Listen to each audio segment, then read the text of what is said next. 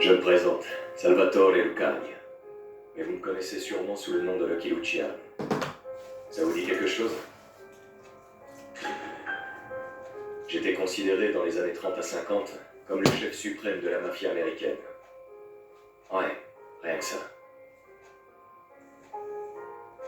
Petit immigré sicilien que j'étais, j'ai en effet réussi à monter au sommet du crime organisé pour devenir capo di tutti capi. Le parrain des parrains, si vous préférez. J'étais à la tête d'une organisation regroupant tous les plus grands chefs mafieux du pays. Et je dirigeais les 5 familles de la Cosa Nostra de New York.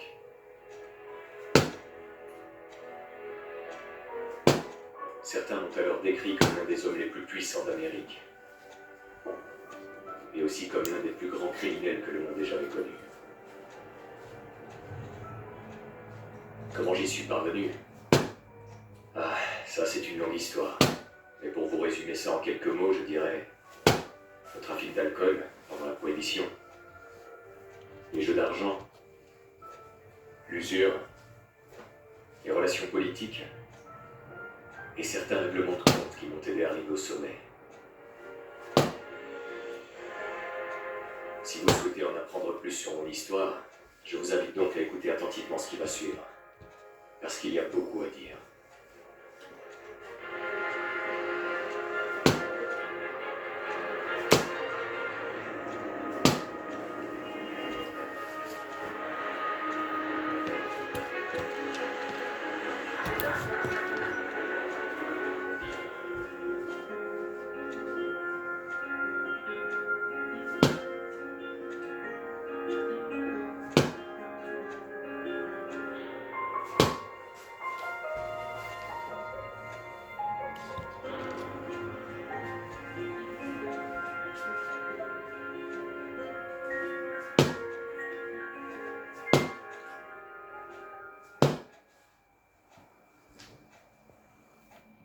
C'est à El Calafritti, une petite commune de la région Sicile, que je suis né le 24 novembre 1897.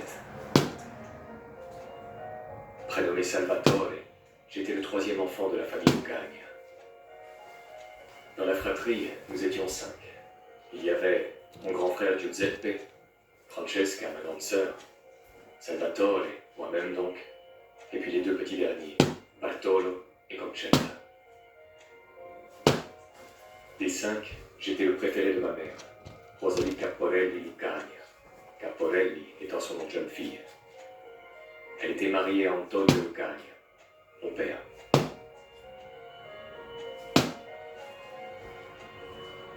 Notre famille était très pauvre. Je me souviens que mon vieux était sans le sou et que ma mère comptait notre argent à chaque fin de mois, avec comme espoir de fuir cette situation miséreuse. Mes parents ambitionnaient alors d'immigrer aux États-Unis. Surtout mon père, qui pendant toute mon enfance ne parlait que d'une chose: partir en Amérique. Ce que nous avons fini par faire au mois d'avril 1906. À bord d'un vieux bateau, nous avons traversé l'Atlantique pour nous rendre dans un monde diamétralement opposé à celui de la Sicile. Nous ne le savions pas encore, mais nous quittions à ce moment-là l'univers paisible et familier de El Calafritti pour un monde agité, où les gens semblaient particulièrement étranges et terrifiants. Notre destination, la ville de New York. Mon père avait trouvé un petit appartement sombre et miséreux dans le quartier